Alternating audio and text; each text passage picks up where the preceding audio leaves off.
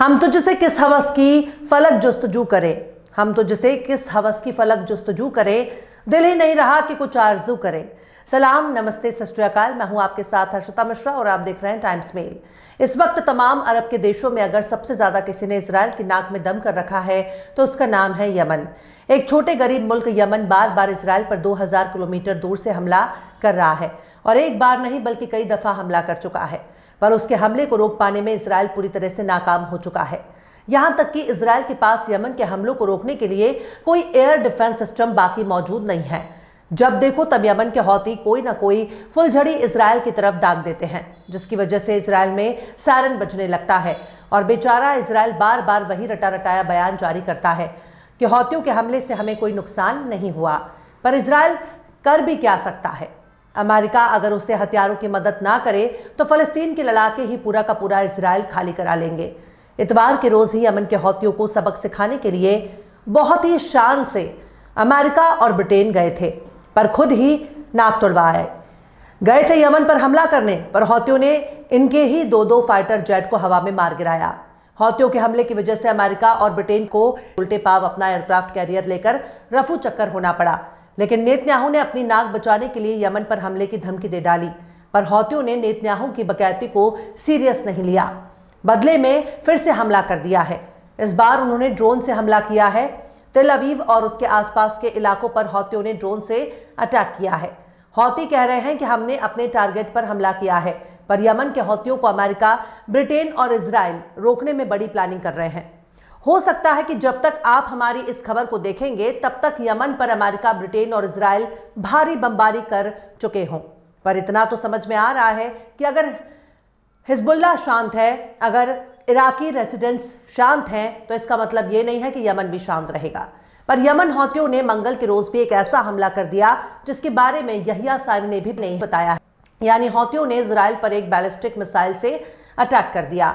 आखिर कैसे इजराइल के लिए सिरदर्द बनते जा रहे हैं यमन के हौती, बताएंगे आपको और भी बहुत कुछ। लेकिन आप अगर हमारे चैनल पर नए हैं और पहली बार हमारी वीडियो को देख रहे हैं तो आप हमारे चैनल टाइम्स मेल को सब्सक्राइब कर लें, वीडियो को लाइक कर दें और बेल आइकन का नोटिफिकेशन बटन भी प्रेस कर दें, ताकि बिना देरी हमारी हर खबर आपको मिलती रहे। लौटते हैं अब खबर की तरफ।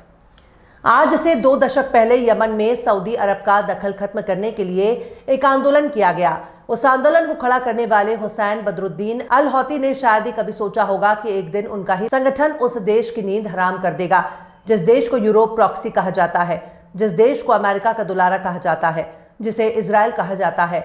उसी इजराइल को हुसैन बदरुद्दीन अल हौती का संगठन चैन से सोने नहीं देगा, वो भी ऐसे वक्त में जब अरब से लेकर अजम तक हर देश अमेरिका के खौफ में इजराइल के सामने झुका हुआ है। ऐसे वक्त में यमन का ऐसा छोटा संगठन इजराइल को अपनी ताकत दिखा रहा है। अंसारुल्लाह यानी हौती के तौर पर पहचाने जाने वाले यमन आर्म्ड फोर्स के प्रवक्ता यहिया सारी ने पीर के रोज ऐलान किया है कि यमनी आर्म्ड फोर्स ने 2 इजरायली सैन्य ठिकानों पर हमला किया, जिनमें से एक कब्जे वाला याफा है जिसे तेल अवीव कहते हैं और दूसरा कब्जे वाला अश्कलोन है। सारी ने जोर देकर कहा कि उनका यह मिलिट्री अभियान फलस्तीनियों की हिमायत में किया जा रहा है। यह हमला तब तक चलता रहेगा जब तक गजा में जंग खत्म नहीं हो जाती। इस ऑपरेशन में याफा ड्रोन का इस्तेमाल किया गया, जिसे अश्कलोन में एक मिलिट्री साइट को निशाना बनाया गया। यह हमला कामयाब रहा और अपने निशाने पर हिट करता है। दूसरे ऑपरेशन में भी याफा यानी तेल अवीव में एक मिलिट्री साइट को निशाना बनाया, उसमें भी याफा ड्रोन का इस्तेमाल किया गया, जिससे पहले से फिक्स निशाने पर हमला किया।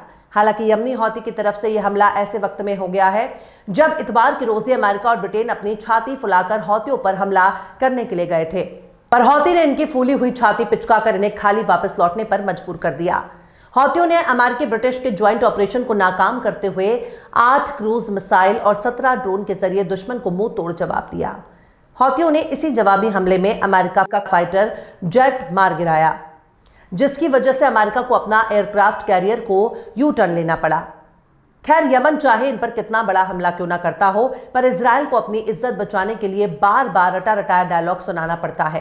पर इस बार इजराइल इस हमले के बारे में चिल्ला चिल्ला कर बता रहा है, जिस हमले के बारे में यमन के हौतियों ने बताया ही नहीं है, क्योंकि Israeli media outlets times of Israel ने बताया है कि हौतियों ने मंगल की सुबह में इजराइल पर एक और बैलिस्टिक मिसाइल दागी है, जिसकी वजह से सेंट्रल और साउथ इजराइल में सायरन बजने लगा।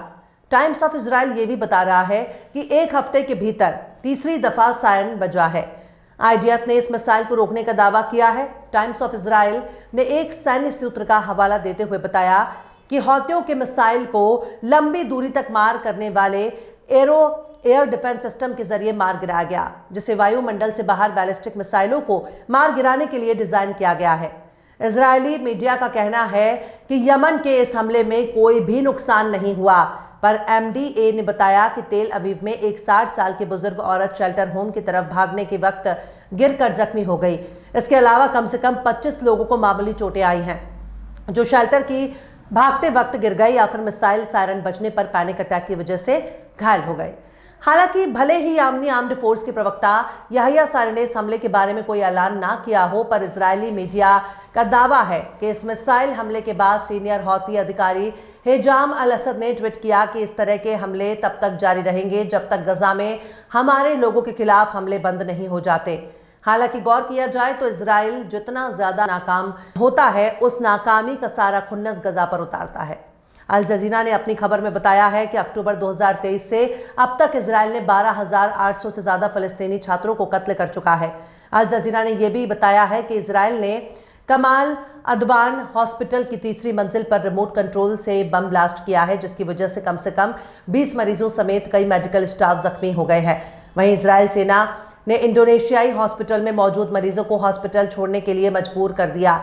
इसके अलावा इजराइल ने सेंट्रल गजा में डेर अल बलाह में भूख से मर रहे फिलिस्तीनियों के लिए मदद ले जा रहे एक काफिले पर ड्रोन से अटैक किया, जिसमें 4 सिक्योरिटी गार्ड मारे गए हैं।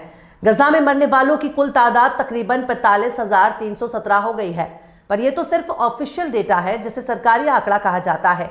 लेकिन गजा में मरने वाले फलस्तीनियों की तादाद कम से कम लाखों में है, जिनकी कोई गिनती ही नहीं है, बस कयास लगाए जा सकते हैं।